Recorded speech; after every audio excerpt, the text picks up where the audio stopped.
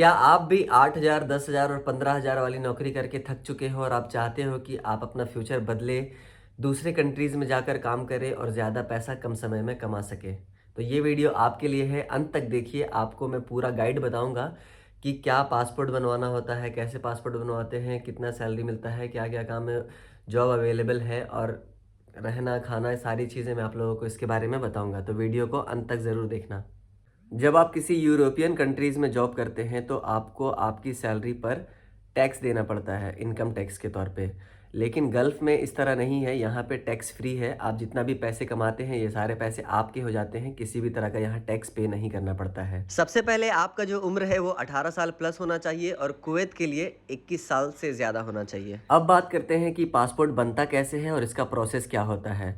तो सबसे पहले आपको नेट कैफ़े में जाकर ऑनलाइन अप्लाई करना होता है पासपोर्ट के लिए और इसमें फ़ी देना होता है 2,000 रुपए के लगभग आसपास। पासपोर्ट अप्लाई करने के बाद आपको पासपोर्ट ऑफिस जाना होता है वेरिफिकेशन के लिए। और कब जाना है, 1 दिन या 2 दिन के बाद, तो आप अपने हिसाब से अपॉइंटमेंट बुक कर सकते हैं। और आप जिस जिस डॉक्यूमेंट से अप्लाई करते हैं ऑनलाइन पासपोर्ट, वो सेम डॉक्यूमेंट ओरिजिनल आपको पासपोर्ट ऑफिस लेकर जाना होता है और वहाँ पे आपका फ़ोटो भी खींचा जाता है। पासपोर्ट ऑफिस से रिटर्न आने के बाद आपको 10 से 15 दिन इंतज़ार करना पड़ता है, क्योंकि आपको थाना से वेरिफिकेशन के लिए कॉल आता है। थाने वाले आपके घर आते हैं, आपको भी थाना जाना पड़ता है ताकि पता चले कि आपके नाम से कोई क्राइम रजिस्टर ना हो। पुलिस के वेरिफिकेशन के बाद अगर सब कुछ सही रहता है तो आपका 10 से 15 दिन के बाद आपका पासपोर्ट पोस्ट ऑफिस के थ्रू आपके घर आ जाता है। पासपोर्ट बनने के बाद ही आप अपने फील्ड से रिलेटेड जॉब ढूंढना स्टार्ट कर सकते हैं। या तो आप ऑनलाइन ट्राई कर सकते हैं या तो फिर आप ट्रेडिशनली यानी किसी ऑफिस के थ्रू आप जाकर अप्लाई करके इंटरव्यू दे सकते हैं। ऑनलाइन जॉब अप्लाई करने का एक बहुत बड़ा एडवांटेज है कि आपको किसी भी तरह का फ़ी नहीं देना पड़ता है अगर आपका इंटरव्यू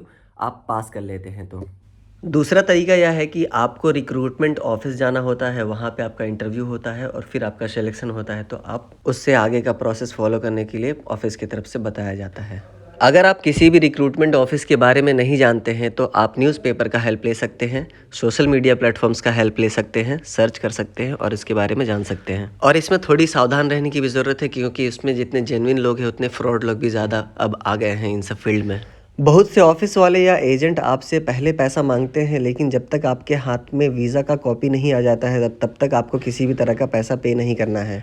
इंटरव्यू के वक्त ही आपको क्लाइंट बताता है कि आपकी सैलरी कितनी होगी, आपका काम क्या होगा, आपका एकोमोडेशन, आपका फूड और बाकी क्या क्या अलाउंसेस आपको मिल सकते हैं, वो आपको वहाँ पे डिटेल्स मिल जाते हैं। इंटरव्यू में पास होने के बाद आप ऑफिस वालों से सलाह ले सकते हैं कि आपको कब मेडिकल कराना चाहिए। और अगर आप कुवैत के लिए इंटरव्यू देते हैं और आपका सिलेक्शन हो जाता है तो आपको यहाँ के लिए 2-3 प्रोसेस एक्स्ट्रा कराना पड़ता है। जैसे कि नॉर्मल मेडिकल तो होता ही है हर जगह के लिए, लेकिन यहाँ के लिए गम का मेडिकल अलग से करवाना पड़ता है और इसका भी अलग प्रोसेस होता है, अपॉइंटमेंट लेना पड़ता है।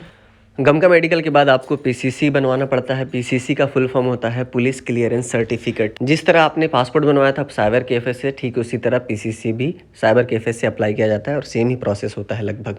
गल्फ़ के किसी भी कंट्रीज़ में आप शटडाउन के लिए जाते हैं, शटडाउन का मतलब होता है 3 महीने या 6 महीने का ही जॉब कॉन्ट्रैक्ट होता है, या फिर एक लिमिटेड पीरियड टाइम तक के लिए होता है, उसके बाद आपको वापस आना होता है अपने देश। तो जो लोग शटडाउन में जाते हैं उनको ऑफिस में पे करना पड़ता है 10,000, 20,000, 30,000 के अंदर, उससे ज़्यादा नहीं देना पड़ता है। और जो 1 या 2 साल के जॉब कॉन्ट्रैक्ट में जाते हैं उनको लगता है 40,000, 50,000, 60,000 और कहीं कहीं पे 70,000 तक भी लग जाता है।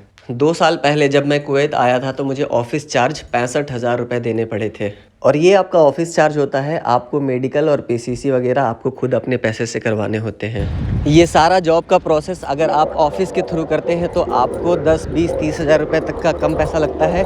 और अगर यही काम अगर आप एजेंट के थ्रू करते हैं तो वो 10, 20, 30,000 रुपये एक्स्ट्रा चार्ज कर लेता है, ताकि उसको भी तो कमाना होता है और मैं उसके पेट में क्यों ही लात मारूं। ऑफिस की तरफ से आपको ई वीज़ा या वीज़ा की कॉपी मिलने के बाद आपको आधा पेमेंट देना होता है और बाकी का आधा पैसा जब आपको फ़्लाइट का टिकट दिया जाता है तब पे करना होता है, या कई बार ऑफिस वाले पूरा पेमेंट एक साथ भी ले लेते हैं। लेकिन कुछ भी हो, आपको वीज़ा मिलने से पहले कोई भी पेमेंट नहीं करना है। मैं अपने तरफ से बहुत सारे रिक्रूटमेंट ऑफिस का नाम बता सकता हूँ, कॉन्टेक्ट नंबर दे सकता हूँ, लेकिन कल चलकर आपके साथ फ्रॉड होता है तो वो मेरे ऊपर इल्ज़ाम ना आए, इस वजह से मैं आपके ऊपर ही छोड़ रहा हूँ। आप ही ऑफिस ढूंढिए, आप ही कॉन्टेक्ट करिए और सेफ़ काम करिए। पेमेंट क्लियर होने के बाद आपको टिकट मिल जाता है और वहाँ से फिर जब आप एयरपोर्ट जाते हैं, एयरपोर्ट से आप दूसरी कंट्री में पहुँचते हैं और आपको ऑफिस वालों के थ्रू ही बता दिया जाता है कि आप जब दूसरी कंट्री में पहुँच जाओगे तो वहाँ पे आपको कौन रिसीव करने आएगा, कौन सी गाड़ी आएगी, जो भी डिटेल्स होती है वो ऑफिस के थ्रू आपको बता दिया जाता है। एक बात बताना रह गया था कि पासपोर्ट की 2 कैटेगरी होती है, एक ECR और एक ECNR। ECNR पासपोर्ट उसके लिए होता है जो मैट्रिक या मैट्रिक से ज़्यादा पढ़े लिखे हैं, और ECR पासपोर्ट उसका बनता है जो लोग 10 क्लास से कम पढ़े लिखे हैं। इसके अलावा मुझे लगता है कि मैंने सारी जानकारी दे दी है, लेकिन अगर आप लोगों का और भी कोई डाउट होता है तो मुझे मेरे इंस्टाग्राम ID को फॉलो करके मुझसे जो भी डायरेक्ट सवाल पूछना हो पूछ सकते हो, मैं उसमें आंसर कर दूंगा। फॉलो और सब्सक्राइब अभी तक नहीं किया है तो कर लो, क्योंकि बाद में भी मैं ही काम आने वाला हूँ। चलो बाय।